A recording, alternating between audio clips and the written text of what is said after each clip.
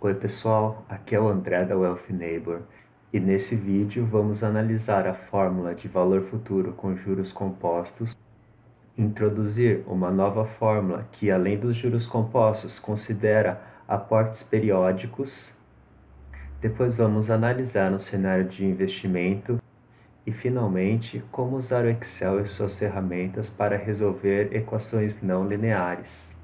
Gostaria que vocês pausassem o vídeo agora e lessem o nosso aviso legal. Se concordam com todos os termos, vamos lá.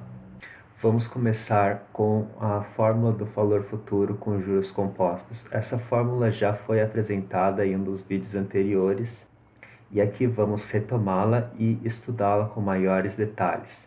Depois vamos introduzir a fórmula do valor futuro com juros compostos e aportes periódicos, que considera um cenário mais realista, onde em vez de investir todo o nosso dinheiro apenas uma vez, fazemos um investimento ao longo de um período de tempo. Vamos ver as hipóteses que essas fórmulas consideram e, finalmente, vamos analisar um cenário de investimento, aplicar as fórmulas de valor futuro e usar o Excel para resolver nossas funções não lineares. Relembrando a fórmula do valor futuro com juros compostos. Esta fórmula nos diz que o valor futuro de um investimento, dado por V, é igual ao valor presente, V0, multiplicado por 1 mais a taxa de retorno anual em decimal, não em porcentagem, dividido por N, que é o número de vezes que esses juros são compostos ao longo do ano, elevado à potência de N novamente, multiplicado por T, que é o intervalo de tempo em anos que mantemos o nosso investimento. Partindo dessa fórmula e com algumas manipulações algébricas, podemos chegar nessa segunda fórmula, que é a fórmula do valor futuro com juros compostos e aportes periódicos. Essa fórmula nos diz que o valor futuro do nosso investimento é igual ao valor dos aportes periódicos multiplicado por 1 mais a taxa de rentabilidade de cada período elevado ao número de períodos investidos menos 1, e tudo isso dividido novamente pela taxa de rentabilidade do período. Pessoal, aqui nessa segunda fórmula estamos omitindo o N da fórmula anterior, mas observe que o AP, os aportes periódicos, R, taxa de rentabilidade do período, em decimais, e T, número de períodos do investimento, ou seja, tanto os aportes quanto a taxa de rentabilidade, quanto o intervalo de tempo que mantemos o investimento devem ser todos na mesma unidade.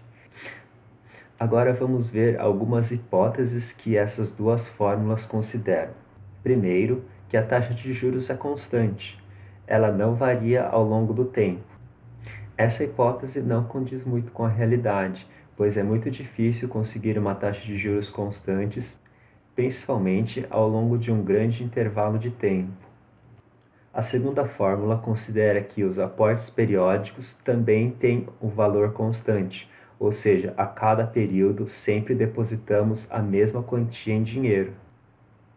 As fórmulas consideram também que os juros podem ser compostos a uma taxa diária, mensal ou anual, ou qualquer outro intervalo de tempo que usarmos, por exemplo, a cada 2 meses ou a cada 6 meses, contanto que possamos garantir que todas as unidades são compatíveis. Se usarmos uma taxa de retorno mensal, o intervalo entre os aportes também vai ser mensal. E assim por diante, pessoal. Podemos usar qualquer intervalo de tempo nos juros compostos, mas precisamos garantir que todas as outras variáveis do problema estejam em unidades compatíveis. As duas fórmulas também consideram que o lucro do investimento é reinvestido com o mesmo retorno do investimento anual. E a segunda fórmula considera também que todos os aportes feitos ao longo dos períodos são feitos à taxa de retorno do investimento inicial.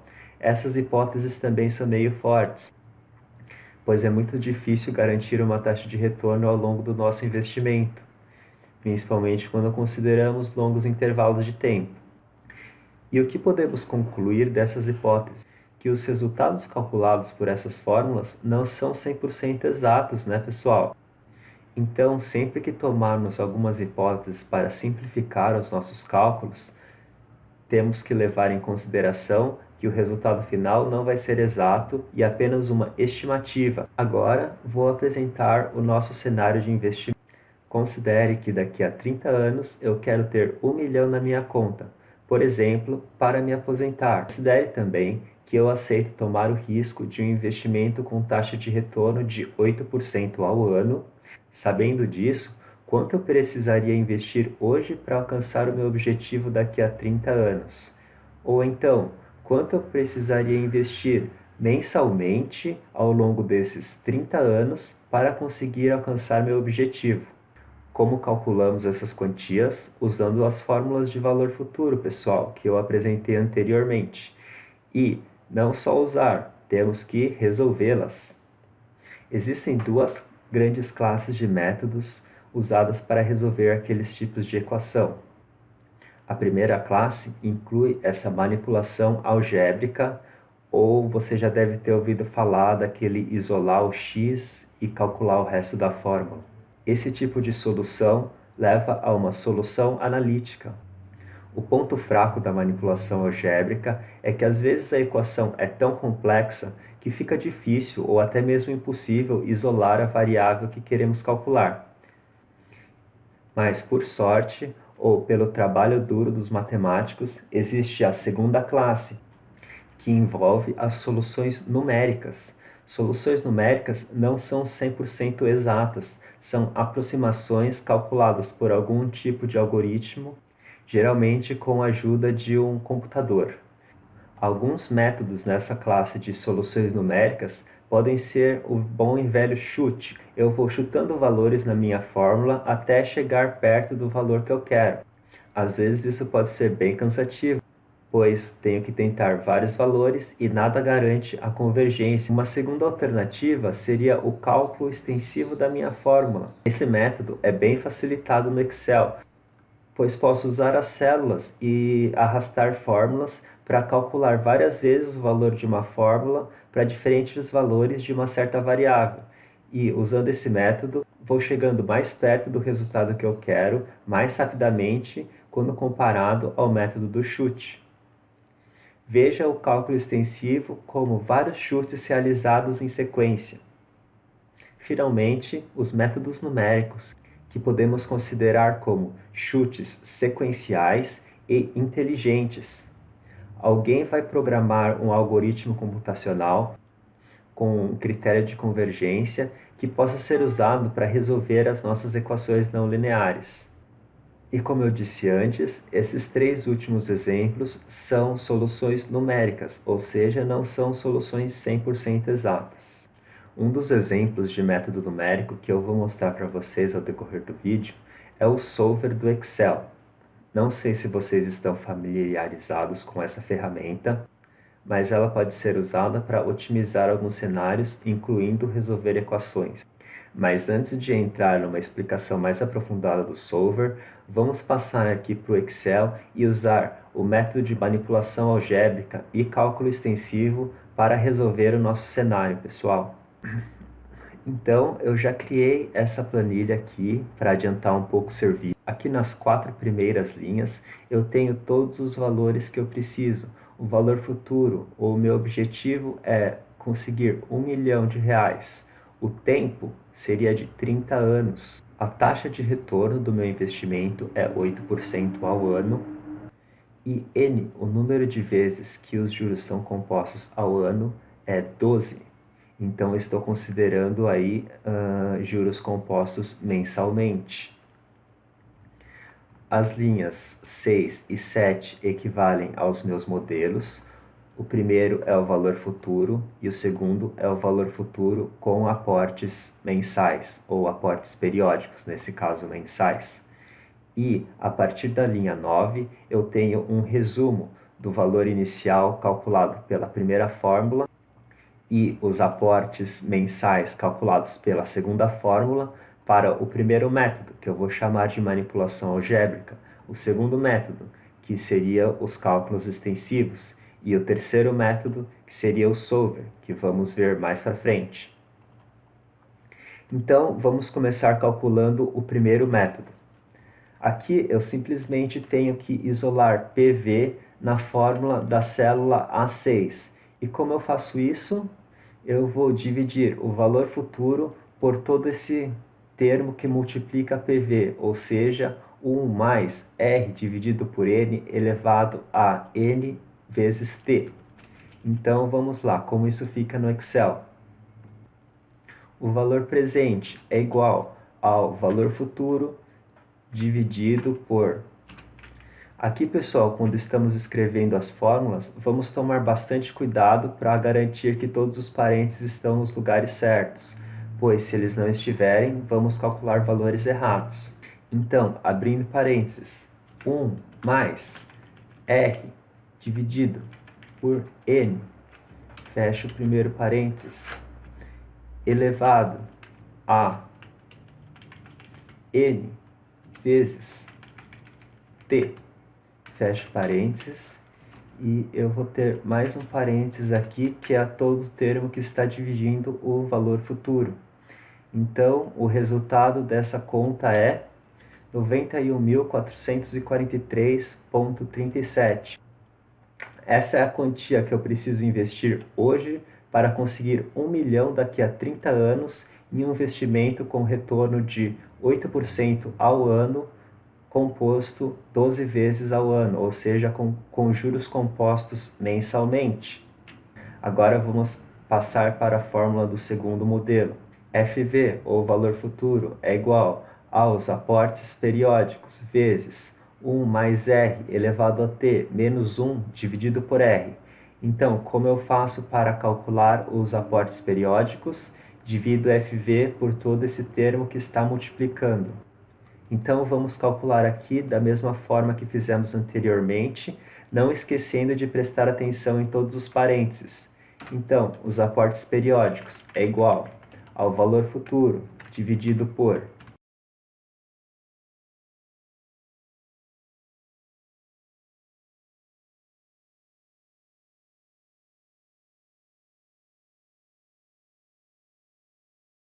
Aparentemente está tudo certo, vamos ver. Perfeito, pessoal. Conseguimos chegar a esse valor de R$ 670,98.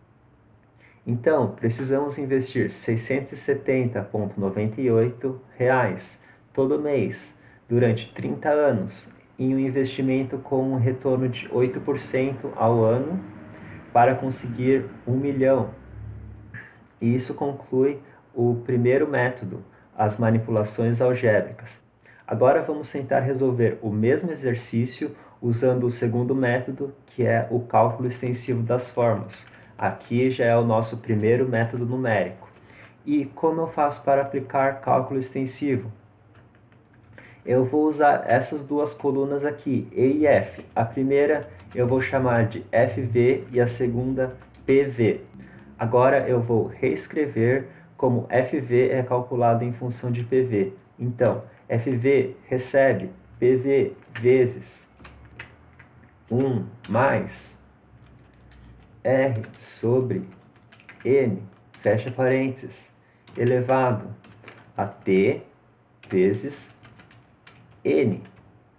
Então é isso, pessoal. Eu apenas copiei a fórmula na célula A6, mas usando as suas respectivas células e referências. E agora vamos ver o que acontece. Ganhei um zero aqui, mas é porque o PV também está zerado. Se eu mudar o valor de PV, por exemplo, para 1000, o Excel vai automaticamente calcular um FV substituindo o PV como 1000. Se eu mudar o valor aqui, vou receber um outro valor de FV. E agora, como usar o método dos cálculos sucessivos?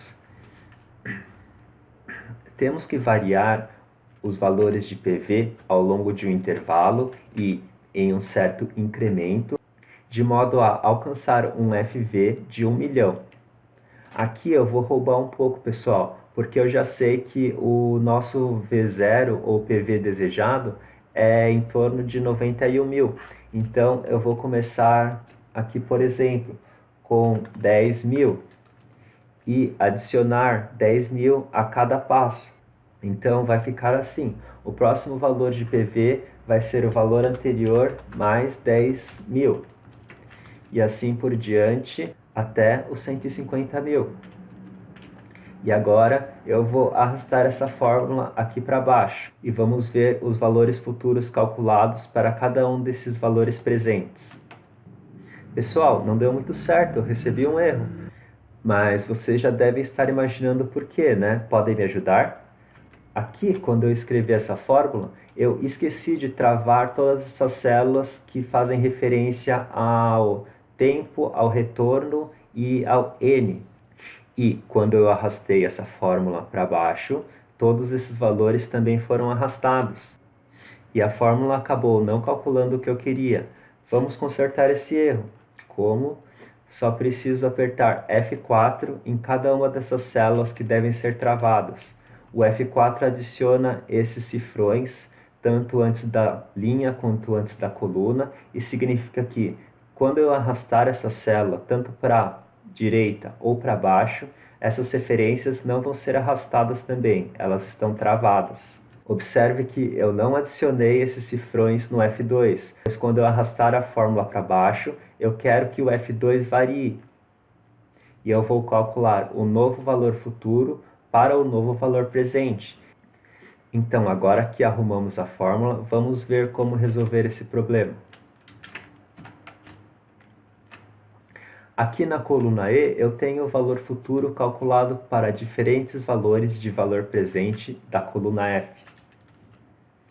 Veja, pessoal, que como eu estimava, o valor de 1 milhão que eu desejo está em algum lugar entre 90.000 e 100.000 investidos hoje. Aqui eu já sei que o valor real é 91.000 e pouco. Mas, caso eu não soubesse, qual seria o próximo passo desse método? Refinar o cálculo. Então, por exemplo, eu começaria aqui com 90.000 e, em vez de adicionar 10.000 a cada passo, eu adicionaria, digamos, 1.000 apenas e calcularia de 90 até 100.000. E dessa forma, eu iria conseguir diminuir ainda mais o intervalo onde a minha solução está. E eu poderia ir fazendo isso sucessivamente até chegar num valor que eu acho adequado. Mas felizmente existem os métodos numéricos que fazem isso automaticamente para nós. Aqui, só por conta do exemplo, eu vou pegar uma estimativa de 95.000, que seria um valor médio nessa faixa onde eu sei que a minha resposta está. Então, preciso de 95.000 investidos hoje para chegar a 1 milhão daqui a 30 anos, segundo o método de cálculo exaustivo. Agora, antes de usar o solver, vamos voltar um pouco para o PowerPoint para eu explicar um pouco melhor como o solver funciona. Isso aí, pessoal, muito bem, já conseguimos resolver o nosso cenário com manipulação algébrica e cálculo extensivo. Agora vamos tentar aplicar um método numérico, ou a ferramenta solver do Excel. Mas como funciona o solver do Excel? O solver nada mais é que uma ferramenta de otimização. Ela tenta alcançar um certo alvo ou objetivo dado por uma célula, variando outras células e considerando restrições nos valores das células, caso essas restrições existam. Imagine que o solver nada mais é que uma solução de chutes mais rápida e mais inteligente. Geralmente, ao definir problemas de otimização, temos que considerar a diferença entre variáveis observadas e variáveis estimadas. Nesse caso aqui, não temos nenhuma variável observada, pois estamos apenas tentando resolver a nossa equação não linear. Mas, por exemplo, quando falamos naquele ajuste do saldo da minha no conta durante um mês por uma equação polinomial do segundo grau, as variáveis observadas são os saldos que eu anotei ao longo do tempo, ou seja, dia a dia durante um mês. E as variáveis estimadas são os saldos calculados pela equação polinomial do segundo grau, que nada mais é que o nosso modelo naquele caso. eu estava tentando modelar o saldo da minha no conta ao longo de 31 dias por uma equação do segundo grau. Um modelo nada mais é que uma equação ou conjunto de equações que representa algum tipo de fenômeno. Todo modelo tem variáveis dependentes, variáveis independentes e parâmetros. Voltando lá para o nosso exemplo de ajuste do saldo da conta Nubank. Quais são as variáveis do modelo? Lembrando que o modelo é uma equação de segundo grau. Então, a variável dependente é a estimativa do saldo. A variável independente é o tempo investido. E os parâmetros são aqueles coeficientes da equação do segundo grau. Lembra que a gente tinha lá a estimativa do saldo é igual a um coeficiente vezes o tempo ao quadrado, mais o segundo coeficiente vezes o tempo, mais o terceiro coeficiente.